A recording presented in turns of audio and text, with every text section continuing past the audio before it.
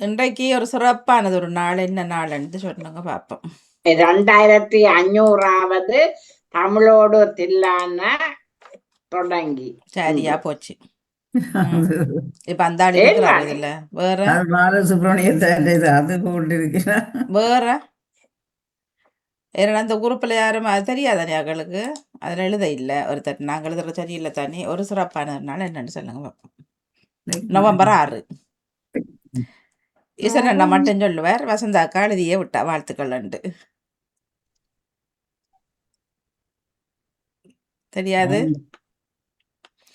Sunrise வானொலி ஆரம்பித்து 36வது ஆண்டை இன்று அடைகின்றது. நவம்பர் 6.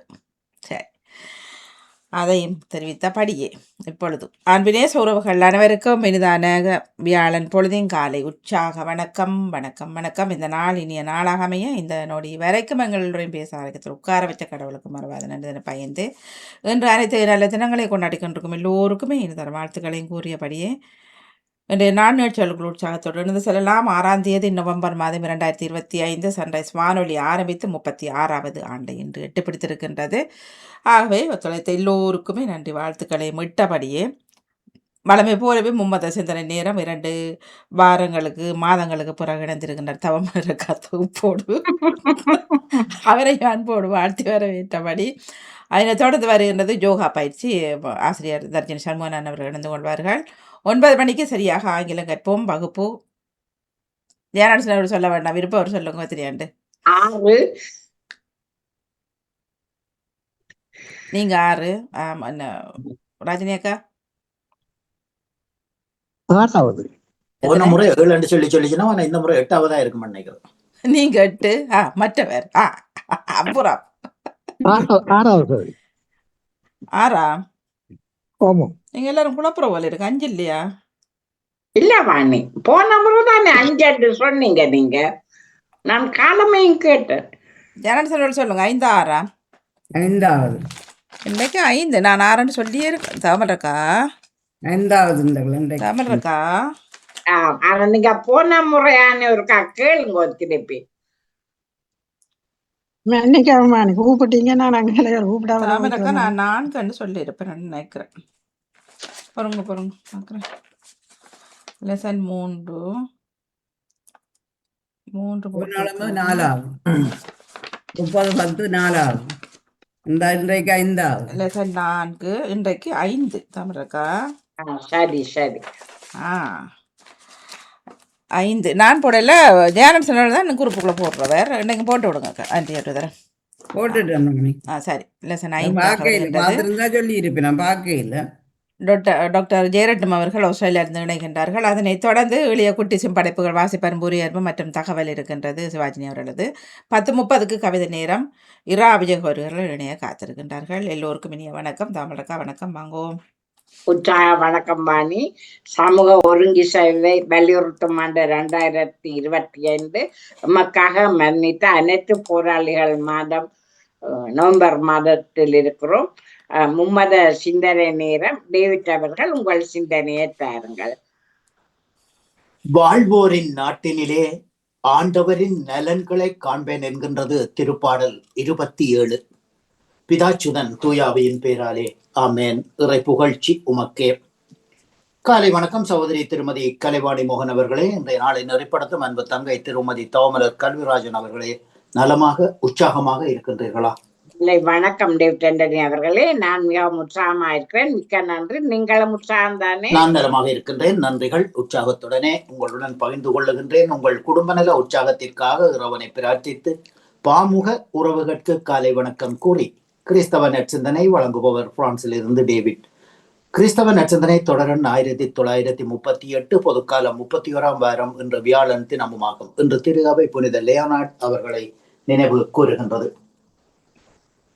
இந்த லியோனார்ட் என்று சொல்லும் போது நல்லொரு வருகிறது. எங்களுடைய ஒன்றாவிட்ட அக்கா பெரியம்மாவுடைய மகளுடைய கணவனுக்கு பேர் லியோனார்ட். அதாவது அந்த காலத்துல இந்த பேர்கள் எல்லாம் அங்கு இருந்த பங்கு குருவானவர்கள், ஐரோப்பிய பங்கு குருவானவர்கள் தான் கூடுதலாக பேர்களை கொடுப்பார்கள், இந்த அச்சஸ்டவர்கள் புனிதர்களுடைய. ஆகவே இன்றைய நாளிலே அவரை இறந்து விட்டார் அக்காவுடைய கணவன். அதே நேரத்தில் அவர் நல்ல வேலை செய்தார். கொழும்பில் வாக்கரங் கிரீக்கில் வந்து சேல்ஸ் ரெப்ரசன்டேட்டிவாக வேலை செய்தார். ஆகவே அவரையும் அந்த தன் தேவநாடையும் இந்த நாளில் நினைவு கூர்ந்து கொண்டு மற்றும் எமக்காக மரணித்த போராளிகளை விசேஷமாக இன்றைய நாளிலே நாம் நினைவு கூறுவோம். நம்முடைய மக்களுக்காக விசேஷமாக இந்த போரிலே அனைத்து இறந்து போன அனைத்து குருமாரையும் இந்த நாளிலே நாம் நினைவு கொள்வோம். எங்களுடன் மரித்து போன அனைத்து குருமார், இந்த மண்ணுக்காக மரித்து போன குருமாரையும் நாங்கள் இன்றைய நாளிலே நினைவு கூறுவோம். ஏனென்றால் இந்த கார்த்திகை மாதம் எங்களுக்கு திருச்சபை தந்த ஒரு அர்ப்பணிப்பான கொடையான மாதமாகும். அன்பான உறவுகளே, இறை மக்களே, இறைவனை இணைந்து பாடுவோம். சுமை சுமந்து சோர்ந்திருப்போரே, என்னிடம் எல்லோரும் வாருங்கள், என்னிடம் எல்லோரும் வாருங்கள், உங்களை நான் இளைப்பாற்றுவேன், உங்களை நான் காப்பாற்றுவேன், உங்களை நான் இளைப்பாற்றுவேன், உங்களை நான் காப்பாற்றுவேன், உங்களை நான் தேற்றிடுவேன், உங்களை நான் ஏற்றிடுவேன். சுமை சுமந்து சோர்ந்திருப்போரே, என்னிடம் எல்லோரும் வாருங்கள், என்னிடம் எல்லோரும் வாருங்கள். வாழ்த்தொலியாக அல்லேலூயா அல்லேலூயா. பெருஞ்சுமை சுமந்து சோர்ந்திருப்பவர்களே, எல்லோரும் என்னிடம் வாருங்கள், நான் உங்களுக்கு இளைப்பாறுதல் தருவேன் என்கின்றார் ஆண்டவர். அல்லேலூயா.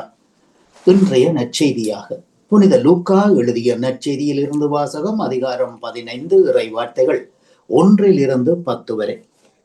அக்காலத்தில் இயேசு சொல்லுவதை கேட்க ஆயக்காரரும் பாவிகளும் அவரை அணுகிய வண்ணமாக இருந்தனர். அதனால் பரிசேயரும் மறைநூல் வல்லுனரும், இவர் பாவிகளை வரவேற்கிறார், அவர்களோடு உண்கின்றார் என்று முணுமுணுத்தனர். அப்போது அவர் பின்வரும் உவமையை கூறினார். உங்களுக்குள் ஒருவனுக்கு 100 ஆடுகள் இருக்க, அவற்றில் ஒன்றை இழந்தால் அவன் 99 ஆடுகளை பால்வெளியில் விட்டுவிட்டு இழந்த ஆட்டை கண்டுபிடிக்கும் வரை தேடிச் செல்ல மாட்டானா? கண்டுபிடித்த பின் அதை தன் தோள் மேல் போட்டுக்கொண்டு மகிழ்ச்சியோடு வீட்டிற்கு வந்து நண்பர்களையும் அண்டை வீட்டார்களையும் அழைத்து, என்னோடு மகிழுங்கள், ஏனெனில் இழந்து போன என் நாட்டை கண்டுபிடித்து விடுத்தேன் என்பான். அவ்வாறே மனந்திரும்ப தேவையில்லாத 99 நீதிமான்களை குறித்து வானகத்தில் உண்டாகும் மகிழ்ச்சியை விட மனந்திரும்பும் ஒரு பாவியை குறித்து மிகுந்த மகிழ்ச்சி உண்டாகும் என்று உங்களுக்கு சொல்லுகின்றேன். ஒரு பெண்ணிடம் இருந்த 10 வெள்ளி காசுகளுள் ஒன்று காணாமல் போய்விட்டால் விளக்கேற்றி வீட்டை பெருக்கி அதை கண்டுபிடிக்கும் வரை அவள் அவற்றை அக்கறையோடு தேடுவதில்லையா? அதை கண்டுபிடித்தபின் தன் தோழியரை அண்டை வீட்டு பெண்களையும் அழைத்து, என்னோடு மகிழுங்கள், ஏனெனில் காணாமல் போன வெள்ளிக்காசை கண்டுபிடித்து விட்டேன் என்பாள். அவ்வாறே மனம் திரும்பும் ஒரு பாவியை குறித்து கடவுளுடைய தூதரிடையே மகிழ்ச்சி உண்டாகும் என்று உங்களுக்கு சொல்லுகின்றேன் என்றார். இது கிறிஸ்து வழங்கும் வாழ்வு தரும் நற்செய்தி. கிறிஸ்துவே உமக்கு புகழ். இன்றைய நற்சிந்தனையாக இன்றைய நற்செய்தியிலே இயேசு பாவிகள் என்று சொல்லி ஒரு வார்த்தையை குறிப்பிடுகின்றார். யார் இந்த பாவிகள்? புனித பவுல் அடிகளார் கலாத்தியருக்கு எழுதிய திருமுகத்திலே அவர் கூறுகின்ற ஒரு சில வரிகளை நாங்கள் இப்போது பார்ப்போம். நான் சொல்லுவது ஆவியின் ஏவுதலின்படி நடவுங்கள், அப்போது ஊனியல்பின் இச்சைகளை நிறைவேற்ற மாட்டீர்கள். ஆகவே இங்கே ஊனியல்பு இல்லாதவர்கள் உண்மையாக இறைவனின் மக்களாக இருப்பார்கள், அவர்கள் பாவிகளாக இருக்க மாட்டார்கள். நீங்கள் தேவ ஆவியினால் இயக்கப்பட்டால், சட்டத்துக்கு கீழ்ப்பட்டவர்களாக இருக்கப்பட்டால், நீங்கள் அசுத்த ஆவிகளுக்கு கீழ்ப்பட்டவர்களாக இருக்க மாட்டீர்கள். ஆகவே இந்த பாவிகள் என்ற விடயத்தை அவர் பின்வருமாறு குறிப்பிடுகின்றார். கெட்ட நடத்தை, அசுத்தம், காமவெறி, சிலை வழிபாடு, பில்லி சூனியம், பகமை, சண்டை சச்சரவு, பொறாமை, சினம், கட்சி மனப்பான்மை, பிரிவினை, பிளவு, அழுக்காறு, குடிவெறி, களியாட்டம் முதலியவை. இத்தகையவற்றில் ஈடுபோருவுக்கு கடவுளின் அரசு உரிமையாகாது என்று நான் ஏற்கனவே சொன்னதை இப்போதும் சொல்லி எச்சரிக்கிறேன் என்றார். ஆகவே இந்த விடயங்களிலே ஈடுபட்டு கொண்டிருக்கிறவர்களை அதாவது இயேசு பாவிகள் என்று குறிப்பிடுகின்றார். ஆனாலும் இவர்கள் மனந்திருந்தி இறை வார்த்தையை கேட்டு அவர்கள் வரும்போது அவர்களுடைய பாவங்கள் மன்னிக்கப்பட்டு பரலோக தந்தை அவர்களை தம் மகனாக ஏற்றுக்கொள்ளுவார் என்பதை இன்றைய அதாவது 99 ஆடுகளை விட 99 பாவிகளை விட ஒரு 99 நீதிமான்களை விட ஒரு பாவி மனம் திரும்பி வருவான் என்று சொல்லி சொன்னால் அவனை இருகரம் வீட்டி நெஞ்சோடு அணைத்து ஏற்றுக்கொள்ளுவதற்கு பரலோக தந்தை தன்னுடைய திருமகன் முன்பாக ஆயத்தமாக இருக்கின்றார் என்பதைத்தான் இன்றைய நற்செய்தி நமக்கு தருகின்றது. அனைவரையும் அன்பு செய்ய வேண்டும் என்பது பொதுவான இறையழைப்பாகும். இதைவிட சிறப்பானது வலுவற்றவர்கள் மீது அதிகம் அன்பு செலுத்துவதாகும். ஏனெனில் அது அவர்களுக்கு அவசியம் தேவைப்படுகின்றது. சமூகத்தாலும் கலாச்சாரத்தாலும் புறக்கணிக்கப்படும் பொழுது அன்புக்காக அரவணைப்புக்காக தாங்கள் ஏற்றுக்கொள்ளப்படுவதற்கான ஏக்கம் அதிகமாகின்றது. அவ்வேளையில் ஒருவர் அன்பை அவர்கள் மீது அதிகம் வழங்கும் போது அவர் உற்சாகம் அடைகிறார், வாழ்வின் மீது நம்பிக்கை கொள்கிறார். இயேசுவின் இன்றைய நற்செய்தி வாசகம் அதனை தெளிவுபடுத்துகின்றது. அவர் தாமாகவே தேடிச் சென்று பாவிகளை சந்திக்கின்றார், உணவருந்துகின்றார், உற்சாகம் ஊட்டுகின்றார், உணவு கொள்ளுகின்றார். கடந்த ஞாயிற்றுக்கிழமை கூட நாங்கள் சக்கேயுவனுடைய அந்த இதை வாசிக்க கேட்டோம்.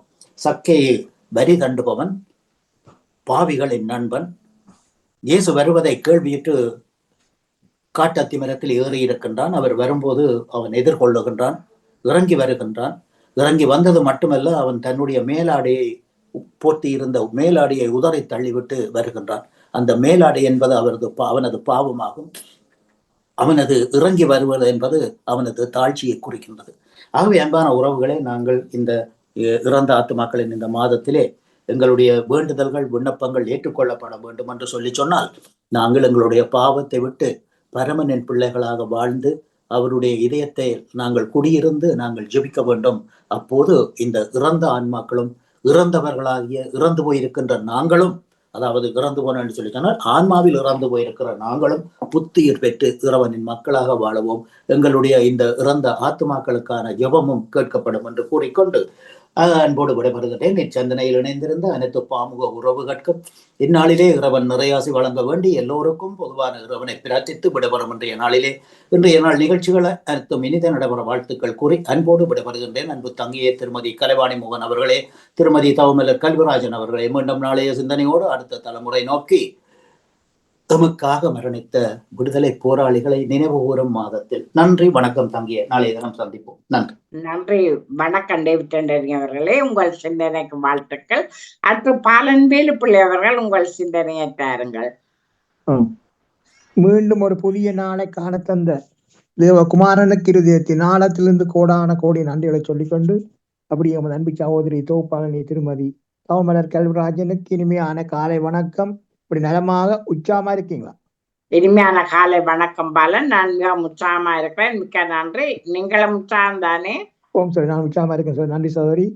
அப்படி சகோதரி நன்றிகளை சொல்லிக்கொண்டு, அப்படியே உமது அன்பு சகோதரர் பாமோத்தின் அதிபர் திருவாளர் அடா மோகனுக்கும் மற்றும் உமது அன்பு சகோதரி திருமதி கலைவாணி மோகனுக்கும் மற்றும் பாமோத்தில் கலன் சிறப்பிக்கின்ற அனைத்து குடும்ப உறவுகளுக்கும் மற்ற எல்லோருக்கும் இனிமையான காலை வணக்கங்களை கூறிக்கொள்வதோடு சுகநலங்களை விசாரித்தபடி எல்லா உறவுகளுக்கும் சர்வ வல்லருடைய ஆசீர்வாதங்கள் அனுதினமும் அனைவருக்கும் கிடைக்கும்னு சொல்லி அவருடைய நாமத்தில் எல்லோரையும் மாற்றிக்கொண்டு தண்டல் தீச்சமோட்டை வேலுப்பிள்ளை பாலன் இன்றைக்கு கிறிஸ்தவ ராஜ்ய தொழிலாளர் சகோதரி 650 அப்படி சொல்லிக்கொண்டு வளமும் போல பரிசுத்த வேதாம் பைபிளிலிருந்து பழைய ஏற்பாட்டில் ஆதியாகமம் 30ஆம் அதிகாரம் நேற்று வாசினா நிறைவார்த்தைகள் 21 31 முடிய, அதாவது யாக்கோபு 2 மனைவி, மூத்தவள் லேயாளுக்கு 6 ஆண் பிள்ளையும் ஒரு பெண் பிள்ளையும் பிறக்கிறார்.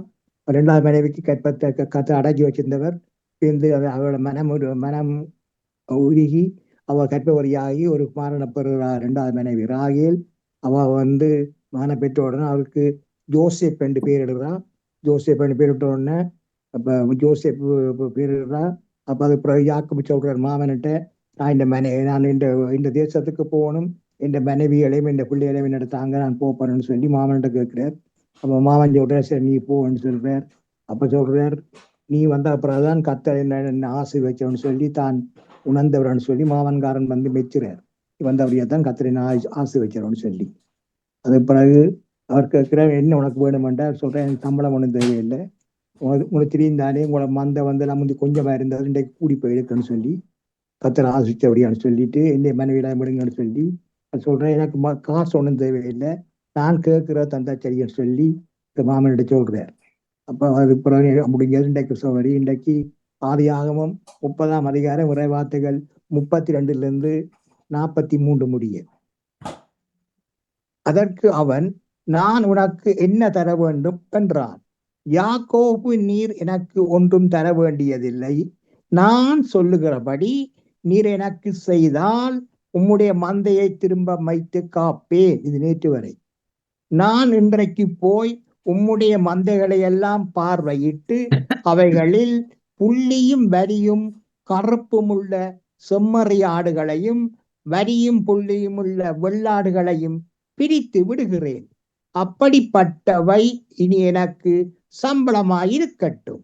அப்படியே இனிமேல் என் சம்பளமாகிய இவற்றை நீர் பார்வையிடும் போது என் நீதி விளங்கும்.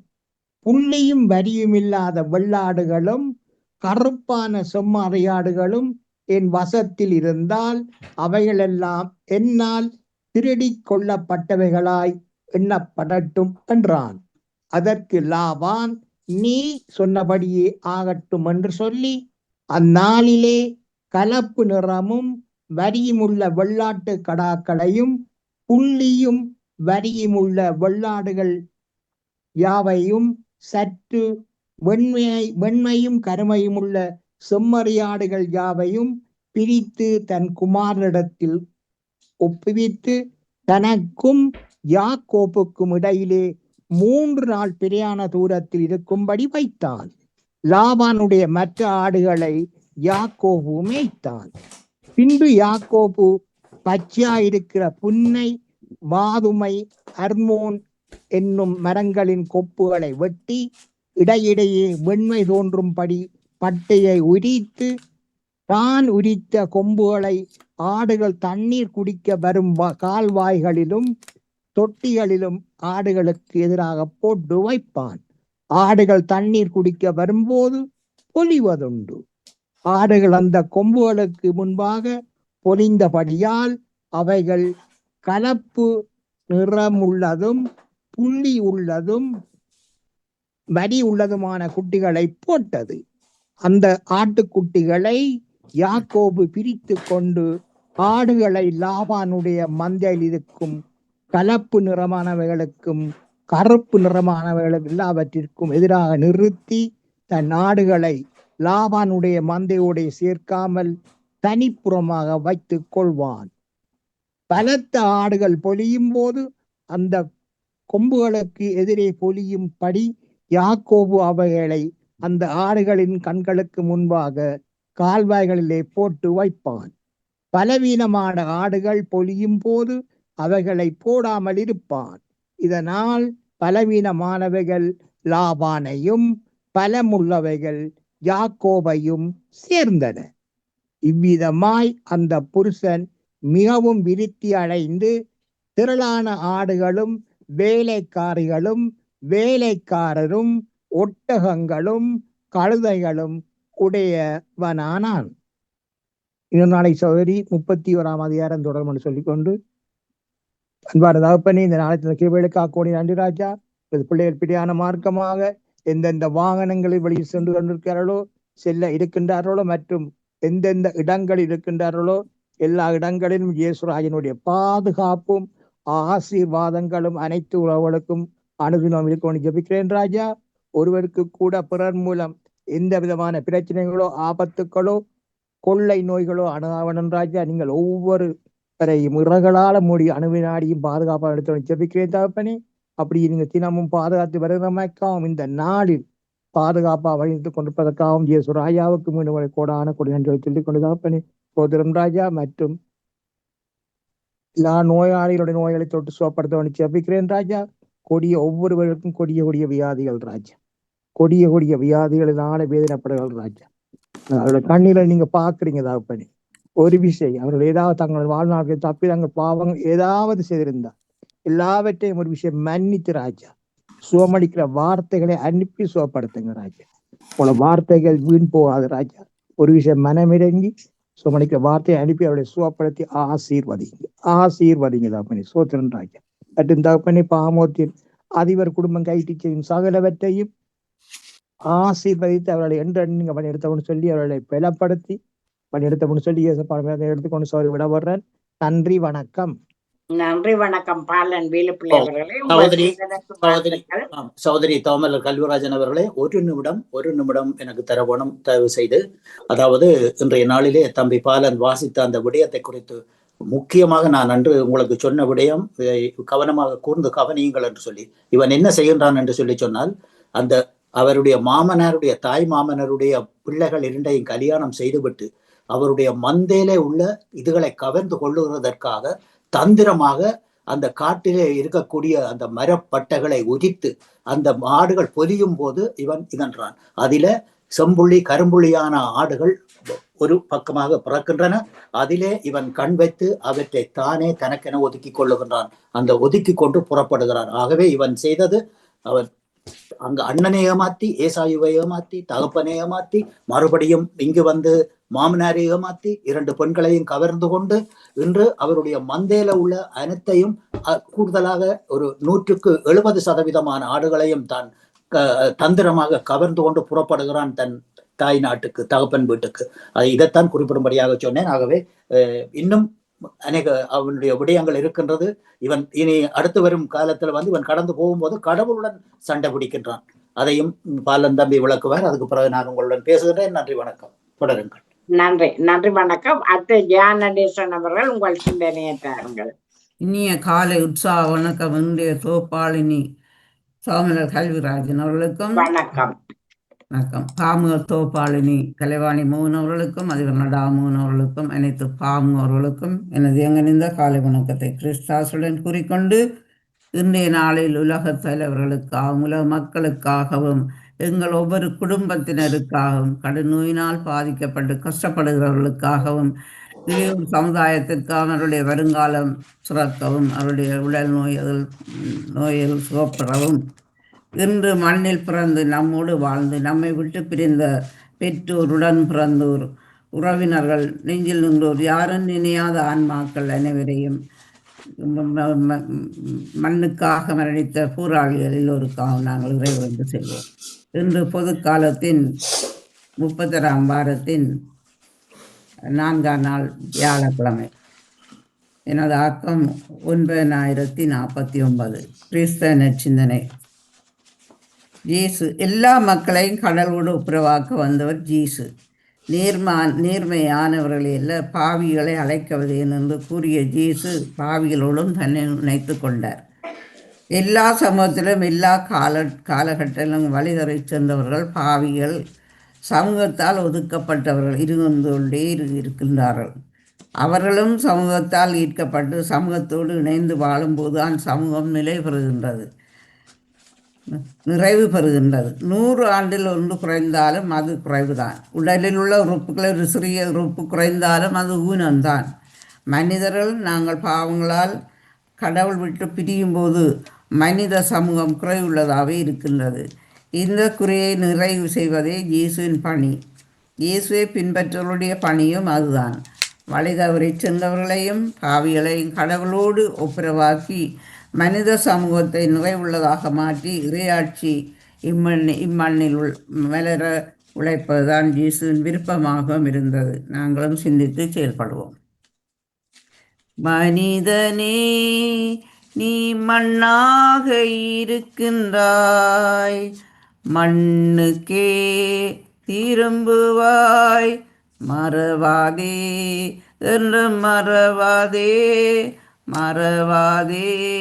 மனிதனே. மரணம் வருவதை மனிதன் அறிவானோ? தருணம் இதுவென இறைவன் அழைப்பானோ? இறைவன் இயேசுவோ இறைப்ப கடந்தவர், அவரின் வாழ்பவன் வளர்ந்தும் வாழ்கின்றான். மனிதனே, நீ மண்ணாக இருக்கின்றாய், மண்ணுக்கே திரும்புவாய். மறவாதே, என்றும் மறவாதே, மறவாதே மனிதனே. நன்றி, வணக்கம். தமிழக கல்விராஜன். நன்றி வணக்கம் ஜானடேசன் அவர்களே, உங்கள் சிந்தனைக்கு வாழ்த்துக்கள். அடுத்து ராஜினி அல்போன்ஸ் அவர்கள் உங்கள் சிந்தனையை தாருங்கள். வாணி அவர்களுக்கும் தமிழர் அவர்களுக்கும் அனைவருக்கும் வணக்கம். அன்பு இறப்பை வெற்றி கொள்கின்றது. கார்த்திகை மாதத்தில் இறந்தோர் அனைவரையும் நினைவு கூறுவார். கடவுள் நம் அன்புக்குரியவர்களுடன் ஒன்று சேர்ப்பார். வேறன்பு பணிகளில் நாம் ஒன்றைத்து பயணித்தால் நம் வாழ்க்கையே கடவுளிடம் விழும். இறந்த நம்பிக்கையாளர்களுடன் நம்மை ஒன்றிணைந்து இலைவாழ்வின் மகிழ்ச்சியில் அவர்களை மீண்டும் சந்திக்க காத்திருக்கும் போது நாமும் ஒரு நாள் அவர்களிடம் செல்வோம். நித்திய இழைப்பாட்டியை அனைவருக்கும் கொடுத்திருக்கிறோம். அன்போடு அணைத்து காத்தது போல் இஸ்ராயேல் பிள்ளைகளை பொறுத்தது போல் கருணை காட்டுமையா, கவலை நீக்குமையா. தாவீதின் பிள்ளைகளை பொறுத்தது போல் தாழ்நிலை நீக்கி அணைத்தது போல் கருணை காட்டுமையா, கவலை நீக்குமையா. நன்றி, வணக்கம். நன்றி வணக்கம் ராஜினி அல்போன்ஸ் அவர்களே, உங்கள் சிந்தனைக்கு வாழ்த்துக்கள். அடுத்து அண்ணா பாலமுரளி அவர்கள் உங்கள் சிந்தனையை தாருங்கள். வணக்கம். அப்போ நேவியஸ் பிலிப்ஸ் அவர்கள் உங்கள் சிந்தனையை தாருங்கள். இனிய காலை உற்சாக வணக்கம் திருமதி தவமலர் கல்விராஜன் அவர்களே. வணக்கம். ஆமாம், வணக்கம். பாமுக உறவுகளுக்கும் திருமதி நடாமோகன் வாணிமோகன் அவர்களுக்கும் நச்சிந்தனை வழங்கியவர்களுக்கும் கேட்டுக்கொண்டிருக்கும் அனைவருக்கும் என்னுடைய அன்பான காலை வணக்கத்தை கூறிக்கொண்டு அமைதியான இந்த நாளை எங்களுக்கு தந்த இறைவனை வாழ்த்தி போற்றி வணங்கிக் கொண்டு என்னுடைய நச்சிந்தனை தொடர் என்று 1847 என்றும் கூறிக்கொண்டு இன்றைய இறை வார்த்தையின் சிந்தனையாக, காணாமல் போன ஆடு, காணாமல் போன நாணயம், 2 அருமையான உவமைகள். எதையாவது தொலைந்து போன அனுபவம் உள்ளவர்களுக்குத்தான் தொலைந்ததை கண்டுபிடிக்கும் போது உண்டாகும் பெரும் மகிழ்ச்சியின் பரிமாணம் புரியும். காணாமல் போன ஆட்டை தேடி செல்லுகின்ற ஆயரை போல நம்மை தேடி வருகின்ற கடவுளை நாம் எவ்வாறு புரிந்து கொள்கின்றோம்? எல்லையற்ற அன்பு அவருடைய உள்ளத்தில் குடியிருக்கிறது என்பதில் ஐயமில்லை. இறைவனை விட்டு விலகி தவறி போகின்ற நம்மை தேடி கண்டுபிடிக்கின்ற கடவுள் உண்மையிலேயே மட்டற்ற மகிழ்ச்சி அடைகின்றார். அந்த மகிழ்ச்சி நல்லவர்களை குறித்து அவர் அடைகின்ற மகிழ்ச்சியை விட பன்மடங்கு அதிகமாகவே இருக்கும். 99 ஆடுகள் தம்மிடம் இருந்த போதிலும் அவற்றையெல்லாம் விட்டுவிட்டு காணாமல் போன 100வது ஆட்டை தேடி செல்லுகின்ற ஆயர் உண்மையிலேயே அந்த ஆட்டின் மீது அளவு கடந்த அன்பு கொண்டிருக்க வேண்டும். இதுவே கடவுள் பாவிகள் மீது காட்டுகின்ற அன்பு. இறைவன் நம்மீது காட்டுகின்ற அன்புக்கு அளவோ எல்லையோ கிடையாது. கடவுளின் அன்பு கடவுளின் விரிவை விட மிக பரந்தது, கடலின் விரிவை விட மிக பரந்தது. அந்த அன்பின் ஆழத்தை அறிந்திட மனித அறிவால் இயலாது. எனவே அளவு கடந்த விதத்தில் நம்மை அன்பு செய்யும் கடவுளை விட்டு பிரியாமல் அவரில் நாம் என்றும் நிலைத்திருக்க வேண்டும் என்பதே இன்று கடவுள் நமக்கு விடுக்கின்ற அழைப்பு. நமது வாழ்வை நாம் கொஞ்சம் திரும்பி பார்த்தால் வேதனையின் வடுக்களோடு வாழ்க்கையின் இடர் தோய்ந்த பாதைகளை கடக்கும் போது சில நேரங்களில் மண்டியிட்டு மன்றாடுவோம், சில நேரங்களில் கடவுளை இகழ்வோம், சில சமயங்களில் கடவுள் இருக்கின்றாரா எனவும் சலித்துக் கொள்ளுகின்றோம். நான் இவ்வளவு நல்லவனாக இருந்தும் எனக்கு ஏன் இவ்வளவு தொல்லைகள் என்று நொந்து குமைந்து போய்விடுகின்றோம். கடவுள் ஒருவர் உண்மையா உள்ளவர் என கூறுவது கடவுள் கருணை உள்ளவர் என கூறுவது உண்மைதானா போன்ற எண்ணங்கள் நமது வேதனை தாழாமல் ஏற்படும் புலம்பல்கள். வாழ்க்கையில் பலமுறை நாம் காயப்பட்டிருக்கின்றோம். இப்போதும் உலக மக்கள் அனைவரும் கடினமான காயங்களால் அவதிப்படுகின்றோம். ஆனால் நம் காயங்களை ஆற்றி நம்மை தேற்ற வல்லவர் என்பதை அறிந்து நம்பினால் வாழ்க்கையில் வலி மிகுந்த வழிகளை கடக்க நேர்ந்தால் அதற்கான வலிமையை அவர் காட்டாமல் இருக்க மாட்டார். எனவே இப்போதைய துயரங்களை நினைத்து நமது மனநிலையை நாம் ஒருபோதும் மாற்றிக்கொள்ளக்கூடாது. இவை நமக்கு நிகழ இருக்கும் பேரிடர்களில் இருந்து நம்மை காப்பாற்றும் பொருட்டு கடவுள் நிகழ்த்தி கொண்டிருக்கின்ற கடின முயற்சிகளின் வாயிலாக ஏற்பட்ட அற்ப காயங்கள். அவரது தெய்வீக அன்பில் இறகு பரிசங்கள் என்பதை உணர்வோம். நம்மை தேடி வரும் இறைவனின் அன்பு கரங்களில் எம்மை கையளிப்போம் என்று கூறிக்கொண்டு இன்றைய நாளிலே நாங்கள் மரித்த ஆன்மாக்களுக்காக செபித்துக் கொண்டு, அன்பான ஆண்டவரே, இன்று உலகை விட்டு பிரிந்த எல்லா ஆன்மாக்களுக்கும், உத்தரிப்பு தலத்திலே வேதனைப்பட்டு கொண்டிருக்கின்ற ஆன்மாக்களுக்கும், எங்கள் குடும்பங்களில் இருந்து இறந்து போன ஆன்மாக்களுக்கும், யாருமே நினையாத ஆன்மாக்களுக்கும் நீரே நித்திய சாந்தியை அளித்து மது பேரிந்த வாழ்வீட்டில் அவர்களுக்கு நிலையான இடத்தை கொடுக்க வேண்டும் என்று பிரார்த்தித்துக் கொண்டு, உங்களுக்கும் இந்த அதிகாலை வேண்டலரை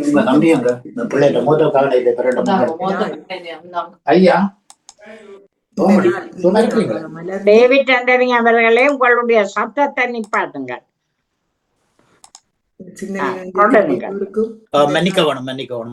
நாளாக மலர்ந்து எல்லோரும் எல்லா நலன்களும் பெற்று அமைதியாகவும் மகிழ்வாகவும் வாழ வேண்டும் என்று வேண்டிக் கொண்டு உங்களிடம் இந்த அன்பாக விடைபெறுகிறேன். தவமலர் கல்விராஜன் அவர்களே, வாணிமோகனை வரவேற்றபடி நன்றி, வணக்கம்.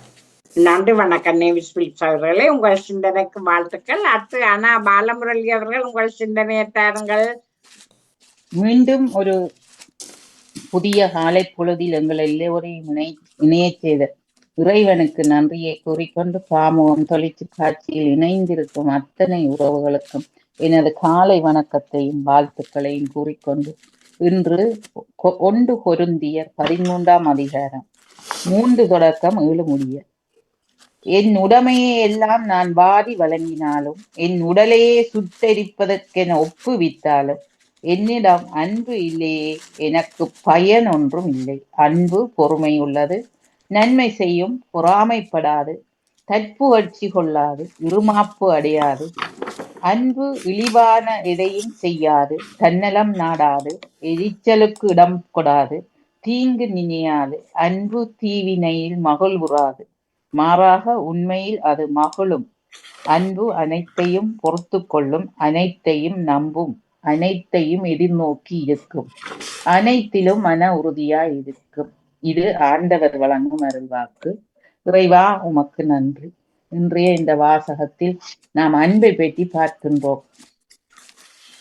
நம்மிடம் அன்பு இல்லையே நாம் வெறும் வெண்கலம் போல் ஆகிவிடுவோம் என்று கூறுகின்றார். நாம் அன்பை காட்டுவதற்கு நமக்கு எத்தனையோ இடங்கள் இருக்கின்றது. அன்புக்காக ஏங்கும் மக்களை நாங்கள் இந்த காலகட்டத்தில் பார்க்கின்றோம். ஒரு குடும்பத்தை எடுத்துக்கொண்டால், இளம் குடும்பமாக இருந்தால், அந்த குழந்தை பெற்றோரின் அன்புக்காக ஏங்குகின்றது. இதற்கு காரணம் இன்றைய நவீன உலகத்தில் பயன்படுத்தப்படும் பொருட்கள்.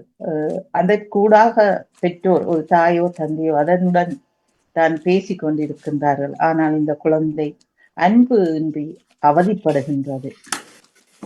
ஒரு வயோதிபர் இல்லத்தை எடுத்துக்கொண்டால், அங்கு தன்னுடைய இறுதி காலத்திற்காக காத்திருக்கும் ஒரு வயோதிபர் அன்புக்காக ஏங்கி இருக்கின்றார். ஒரு குடிகார கணவனாக இருந்தால் அந்த மனைவி அன்புக்காக ஏங்குகின்றார். பாடசாலையில் ஒரு குழந்தை ஆசிரியரின் அன்புக்காக ஏங்குகின்றது. இப்படி பல இடங்களில் இன்று அன்பு தொலைந்து விட்டது. எங்கே அன்பு என்று தேடும் அளவிற்கு இன்றைய காலகட்டத்தில் நாங்கள் வாழ்ந்து கொண்டிருக்கின்றோம்.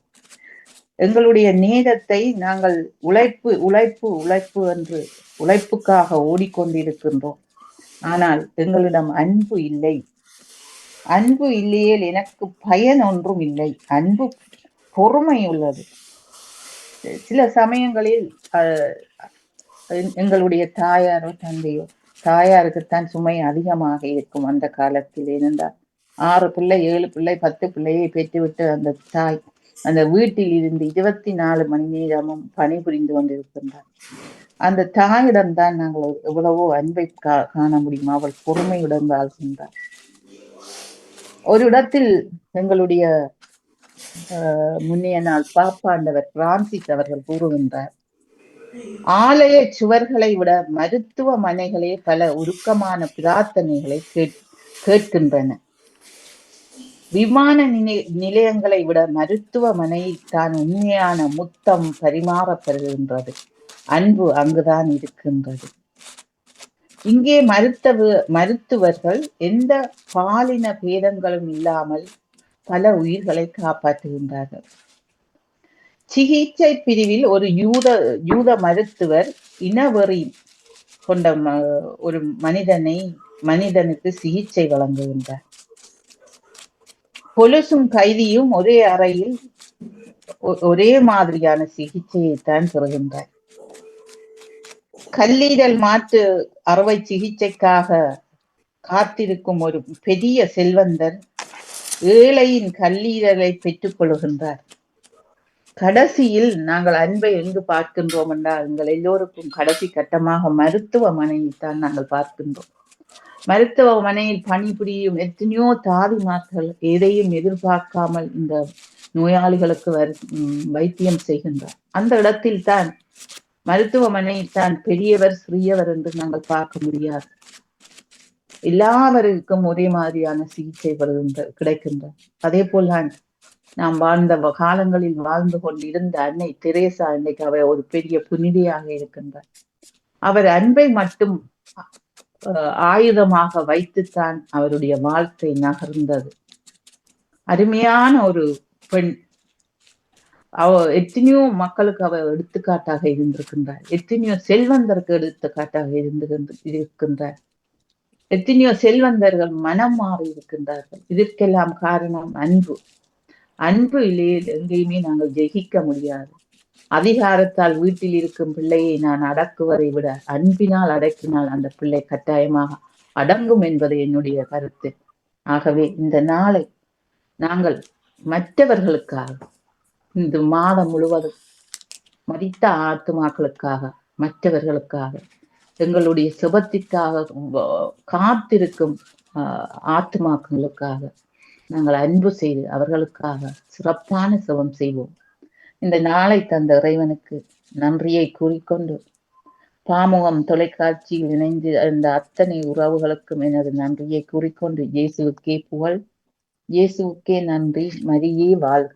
நன்றி, வணக்கம். நன்றி, வணக்கம் எல்லாம் பாலமுரளி அவர்களே.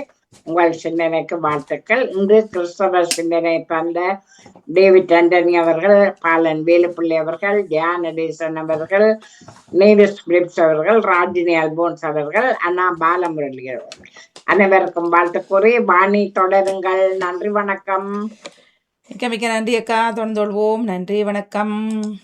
நன்றி, வணக்கம். தவமர கலிவராஜன் அவர்களுக்கு நிறைந்த வாழ்த்துக்களை கூறிக்கொள்கின்றோம். நன்றி, வணக்கம். ஒரு நிமிஷத்துல வருகிறேன் வாணி. சரி, நன்றி, வணக்கம்.